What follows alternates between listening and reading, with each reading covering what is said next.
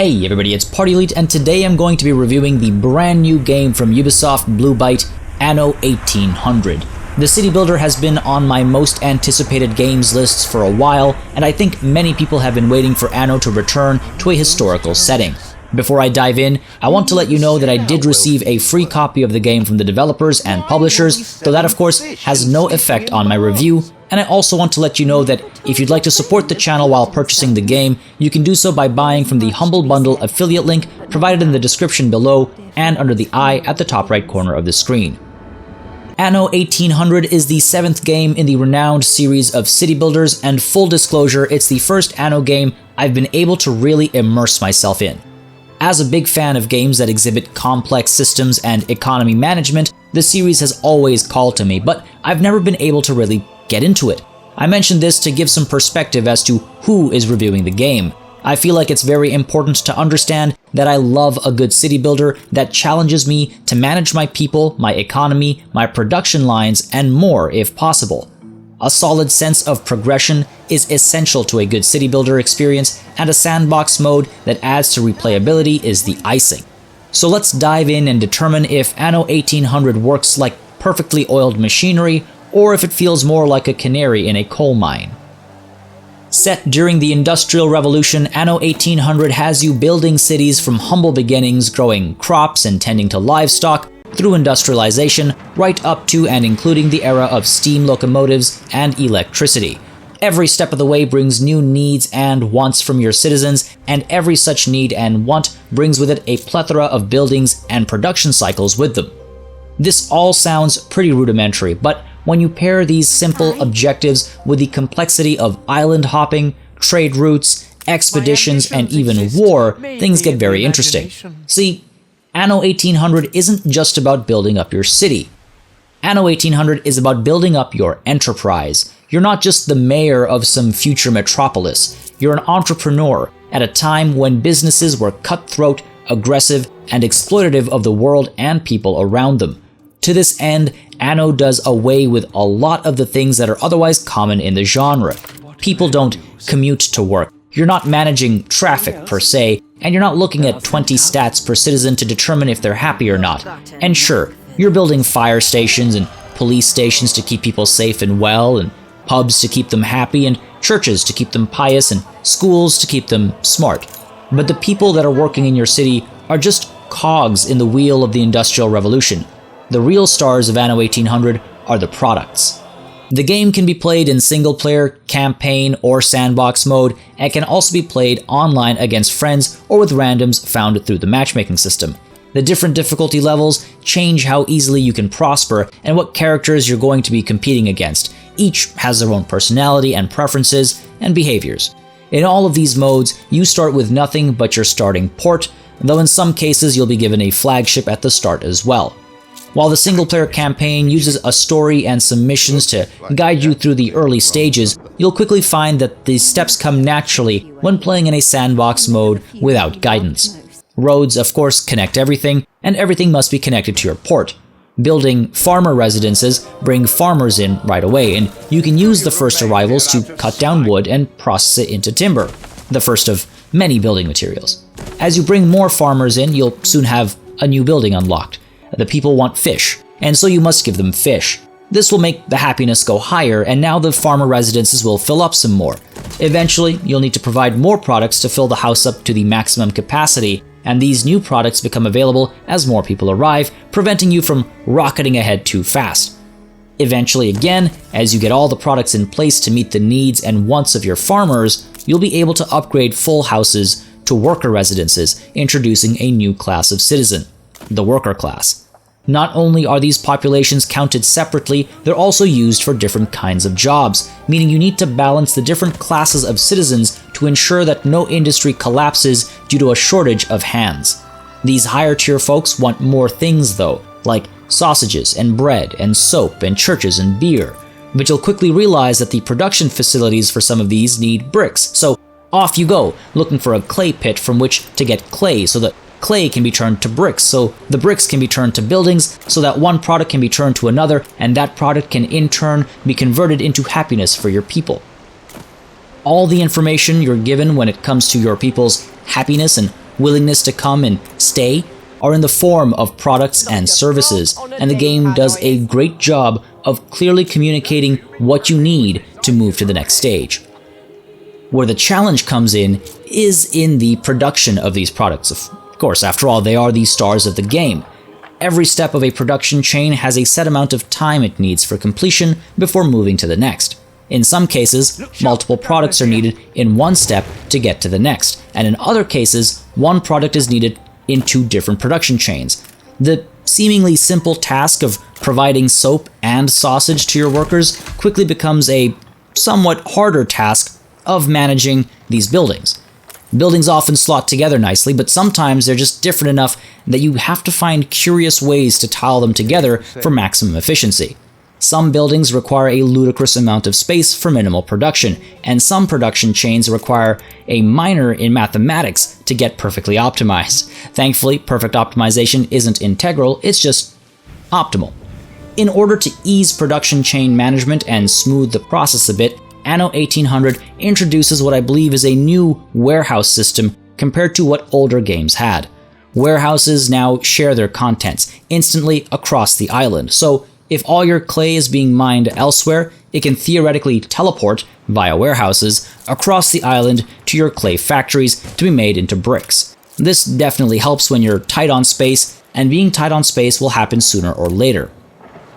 That's one of the reasons you'll find yourself wanting to expand to other islands, ensuring you get first dibs on particularly fruitful new land in close proximity. Every island on the map has different types of fertility, allowing you to grow different products that you'll need to use for different production chains. Every island also provides its own challenges as far as layout is concerned, and also as far as happiness is concerned. Every island is a self-contained unit as far as leveling through the civilian classes is concerned, and you need to manage them separately. This means more or less starting from scratch at the new island. Thankfully, as a genius entrepreneur, you're able to ship goods between your islands, and in fact, to and from the islands of your competitors as well. That's right, remember the other characters that you saw during the difficulty selection? They're your competitors, and you can have quite a few different types of interactions with them. The simplest interaction, perhaps, is taking on quests for these individuals in the hopes of improving their opinion of you and perhaps gaining some rewards. Diplomacy is not off the table, pulling together alliances, making trade agreements, attempting flattery, or going to war. Now, war itself is pretty simple. You can build your own ships that range in size, and you can use them to destroy enemy ships and enemy ports. Once you destroy an enemy port, you can either let them continue operations under new ownership, where you get some money for every piece of profit they make, or you can destroy everything on the island, take over from square one. But eventually, across all the islands of the old world, your people will seek exotic goods from elsewhere, and the next thing you know, you're colonizing the new world with its own types of citizens, with their own needs and their own production chains. And if that weren't enough, you're also setting up transatlantic trade routes with your ships, all while trying to fend off pirates, other NPCs, and your competitors. If it already sounds like there are tons of mechanics and systems to explore, I'm about to blow your mind because there's plenty more. Cities have attractiveness levels determined by a variety of factors including pollution, vulgarity, nature, festivity, and more. The more attractive your city, the more likely tourists are to arrive through the visitor's port you can eventually build. And while they might be satisfied roaming your streets and trying your beers, perhaps you'd like to build a zoo or a museum for them to visit. And perhaps you'd like to go on a grand choose-your-own-adventure style text adventure, as an expedition, to find and bring back new artifacts and animals to put in said museums and zoos. Museums and zoos, mind you, that you can design the layout of yourself using the blueprint mode. But wait, there's more. How about fulfilling side quests that vary from the rather dull find stuff for me or take a picture for me quests to the thrilling pirate hunts and escort missions? And how about finding random NPCs as you travel, each with their own traits, systems, and trade opportunities as well as quests? And what do these quests and NPCs provide? Well, sometimes just raw materials or finished products, but at other times you'll see items that you can either equip at Union headquarters or Harbor Master's offices or aboard your ships to help them in various situations. And then there are the workers' riots and protests that need dealing with should people get too upset at working conditions. And on the flip side, the festivities that make your town more appealing to visitors should you manage to maintain a high level of happiness for a long time. The biggest surprise with Anno 1800, in my opinion, is how one game can be composed of so many tangentially related concepts and tie them together so smoothly, but also so very actively. Not much feels like a backseat experience, though sometimes it is nice to just sit and watch your town breathe with life. Not once did I feel like I could just ignore a bunch of mechanics because they were useless. I could choose to ignore them because I didn't want to play with them at the time. For example, if I don't want to be a warmonger, I don't have to go to war. But it was still present. The AI was still fighting with itself, or there were still pirates roaming around that I still had to deal with, and it felt very easy to get into.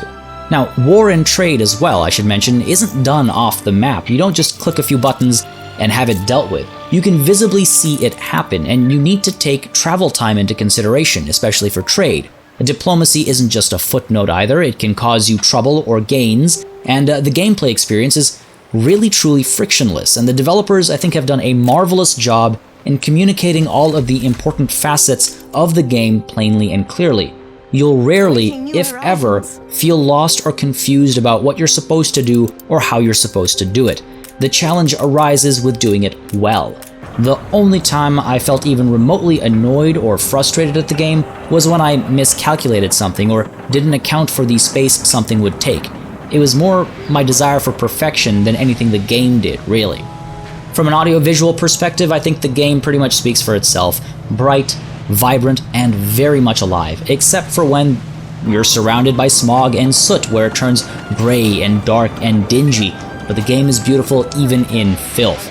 The streets are full of activity, the buildings have nifty little details and quirks, and the water and warfare aspects look fantastic as well. The writing is really nice too, whether it's talk from characters or just descriptive text, it maintains the right atmosphere and attitude, I find. And the user interface is absolutely gorgeous, very thematically fitting, not too intrusive, and also very legible, while the UX design does a brilliant job, as I said earlier, of making a very frictionless process. Honestly, give the UX designers a medal for distilling such complexity so nicely. From wind direction to steel production, it's all crystal clear. Music is absolutely on point as well, and it's used to dramatic effect when needed quite powerfully. The background music is very calm and relaxing, and if a fire breaks out or there's a riot or there's battle, the music immediately gets tense and it's a lot more dramatic. I love it. The only issue I've had personally from an audio-visual perspective is the amount of lag I would sometimes face. I had to actually turn off VSync to remove the lag, but even still, every once in a while it would rear its ugly face, especially if I got too close to the ground and looked up to the sky. I'm not sure why that was happening. It was weird, and I hope it gets patched quickly. It doesn't come up very often, but when it did, it definitely took me by surprise.